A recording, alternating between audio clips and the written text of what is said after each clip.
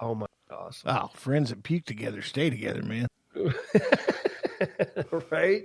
That would be cool. Man, I'm just all sayings tonight. You got a bunch of them. I get stupid in a heartbeat. Do not press my issue. Get stupid in a heartbeat. All right, tell you what, peeps, we're going to take a quick break. You're going to hear a little message from our good friends at Spunk Lube, and then maybe throw a little music in there with it while we go do our thing. We will be back in just a few minutes on the Titty and Shiner Show. God, Maddie. And now a message from Spunk Lube. Spunk Lube Hybrid is the AVN award-winning, glycerin-free, white and creamy lube of all lubes. It's water-based and silicone-based. Yes, that's right, water and silicone-based. It's a hybrid. Unlike any other personal lubricant available, Spunk Lube Hybrid is sex toy safe with all materials to include silicone, latex, glass, metal, rubber, neoprene, fabric, and realistic. Spunk Lube is non-staining and, as an added bonus, will soften your skin. Spunk Lube Hybrid is a perfect blend of water and silicone. Why call it Spunk Lube? It mimics come and feel, smoothness, and it looks exactly like it. It's an all-purpose personal lubricant that can be used for any occasion. You'll love the natural feeling and the look of Spunk Lube Hybrid. It's hypoallergenic and safe for sensitive skin, and it mimics natural body lubrication. Comes in multiple sizes all the way up to a gallon, and it is the preferred lubricant of porn stars everywhere. Ordering is simple. Just go to spunklube.com. Put your choices in the shopping cart and enter Hot Pocket with no spaces in the discount code box at checkout to receive 10% off your order. Visit spunklube.com today and take your sex game to the next game.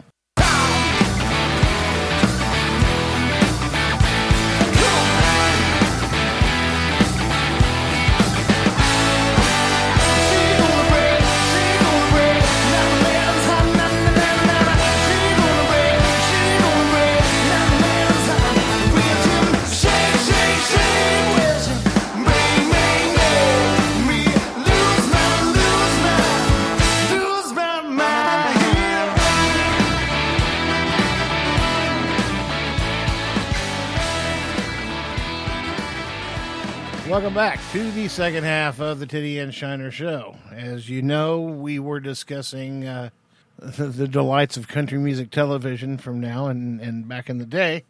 And now we're going to completely get off of that and go on to... Now we're going to go off the rails. We're going off the rails. We're going in the jails. We're shucking the hay bales, man. Reference I was... Yeah, buddy. You talking about Jeffrey Epstein, aren't you? The ice cream man himself, yes. Okay, let's preface this. I want to preface this with, before we start discussing this, when we first heard that he was arrested, and this story first broke that he was arrested and what he'd been charged with, did we not talk on this podcast and discuss his lifespan just got drastically shorter now that he's in jail and he's confined, the Clintons will kill him? Indeed we did. Lo and behold... Not that we have a crystal ball, but if you have not heard, Mr. Epstein was found dead in his jail cell. Over this past weekend. Sometime, yeah. I think that was Sunday morning we got up to that news. Hell, it might have been last week for all I know. Don't really give a shit. He's dead. You know, if he was a pedophile, fine. However, the bad part about this is there were so many other people involved with this, and...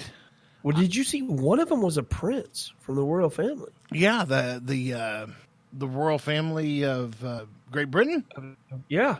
Because I know there's a couple of Saudi dudes. No. This guy is in the royal family of Great Britain, and he supposedly, this is a sworn affidavit from one of the victims that he paid Epstein money, and he had sex with her. And she was, I want to say she was 16. Really? Yeah. Oh, yeah. Of course, Buckingham Palace came out and said, oh, no. He didn't even know. It's funny how nobody knew Jeffrey Epstein all of a sudden. Yeah. He's and all of a sudden, bam, he's on everybody's radar. Nobody. It's like, okay, this guy had an island. He was entertaining people at. You can't find a mofo that was friends with Jeffrey Epstein right now. No. Although you can prove that Bill Clinton was on that island 23 separate times. Mm-hmm. Because from the flight log, he stepped off the plane on that island 23 times.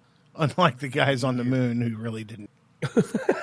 We should do a whole podcast on that. But oh yeah, we're gonna do a conspiracy podcast one day. I promise. Yeah. So I know that there's people that lean to the left that listen to it because I've had other people confirm that happens. But my whole deal is, why do people not see the problem that the Clintons are? I mean, you see, Bill Clinton was one of the greatest presidents we've ever had. What? No, he was. Oh, Hillary should have got her time in the office. No. The Clintons know 52 or 56 people that have committed suicide. Yeah. And how many people, and everybody in the classroom here, put your hands up if you know, 53 people who have committed suicide. Bueller. Yeah, I mean, what are the chances of that? Does anybody know 53 people who have committed suicide? Question mark. It'd be a lot cooler if you did. I don't know, dude. I think I know like maybe 6 or 7 friends at the most. Man, I mean, and that's a lot, man. That's a lot of people. Like, I was thinking about that. You know, somebody, I know so-and-so that committed suicide. And you're like, oh, that's horrible. Then if you know somebody, I also know so-and-so. Oh, they know 2 people? That's so sad. 3, if you know 3, it's unheard of. 4, you get 4, 5, 6, like you, 6, 7, but you have some extenuating circumstances. There's people that haven't been in the service or people that don't have a job in something that, you could lose your life every day. Other than that, you don't hear about people that knowing that many people committed suicide. 53? What? Yeah. Hey, that's unheard of. So, I mean, that's not a made-up number. There's 53 people associated with them in some way or form that's just the ones that have been attributed to suicide. Yeah, conservative guesses has their death toll above 120. Oh my God. Well, that's just it. They know, they're so confident in the fact that they're untouchable. Like when Jeffrey got arrested, everybody was like, oh God, his lifespan just got way shorter. The Clintons are going to suicide him. I mean, everybody was making statements about it, and they went ahead and did it anyway. And maybe they didn't. Maybe some other powerful, politician did, but they still benefited from that. Yeah, it could have been a friend of a friend, but regardless, I'm going to put it on them. And just everybody's, I'll tell you right now, man, the chances that he actually legitimately committed suicide the percentage of that being anywhere close to being the actual truth is so low. It's not even, you can't even calculate that. People in a federal holding facility don't have the means to commit suicide when they're on suicide watch. Yeah. And here's the thing is when they're on suicide watch, there's supposed to be a guard looking at a monitor 24/7. And they log every 15 minutes. Yeah. Every 15 minutes they log. And now they're saying, oh, well, through a course of events, nobody checked on him for over an hour and a half. What? That doesn't happen. Really? That does not happen. No. Not unless you're paid. I've seen some videos floating around social media platforms from guys that have been in the federal prison system. And they're like, hey, this is impossible. There is no way this could have happened if he was on suicide watch. Well, remember he was on suicide watch before, and he supposedly attempted it, and then it came out like, oh no, it wasn't a suicide attempt. This dude actually tried to kill him. And did you see who that dude was? He was an ex-upstate New York police officer who was convicted of killing 4 people. So he's doing time in the federal pen. He's the one that tried to kill Jeffrey the first time. Now, tell me that's not kind of weird. That didn't work out too well. Well, and okay, why? Why would that dude pick Jeffrey? Well, I mean, there's the pedophile thing too. Yeah, but I mean, when you're in, but they were supposedly in suicide. They were in, and federal holding facilities are 23-1 anyway. Like, there's not a lot of, they're not having a lot of interaction, prisoner to prisoner. Yeah, I don't know, dude. It's just too. It would be hard if he wasn't on suicide. it would be difficult for him to be killed unless something bigger was in play. The fact that he was on suicide watch and he supposedly, quote unquote, committed suicide. I mean, this goes deep. This is deep. There was a lot of players involved in that. Yeah, it's sad, but true. There's been way too many victims in their wake, and I can't understand why the left doesn't see that. It's right in front of your face. And that, God, I mean, you just think.